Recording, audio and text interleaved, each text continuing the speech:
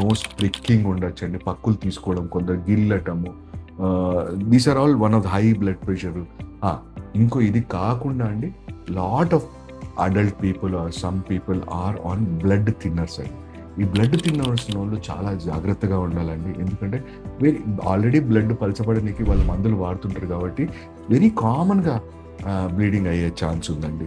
So ముక్కు దూలం వంకర ఉండటం, ముక్కులో స్పర్ ఉండటము, తీసకం. సో నేను ఇందాక ఫస్ట్ ఎయిడ్స్ అన్ని మీకు బాగా చెప్పానండి, ఎలా చేయాలి ఏందండి. So just pack the nose or cotton ఉంటే కనుక కొంచెం కాటన్ ఇలా పెట్టేసి బెండ్ ద నెక్ బ్యాక్వర్డ్స్ అండి, and glass sips of water and make him calm. అందరూ కంగారు పడి పాపం అతను కంగారు పెట్టేసి ఇంకా బ్లడ్ ప్రెషర్ పెరిగిపోయి ఇంకా బ్లీడింగ్ కాకుండా చూసుకోండి.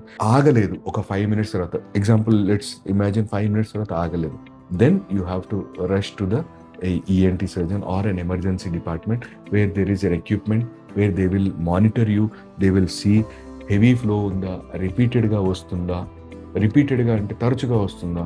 ఒకసారి పిల్లల్లో ఏమవుతుందంటే అది వచ్చి ఎండిపోయిన తర్వాత పిల్లలు ఏం చేస్తారు, దాన్ని మళ్ళీ గిల్లుతారు. సో ఆ పుండుని మాననివ్వరు. So that is one of the reason.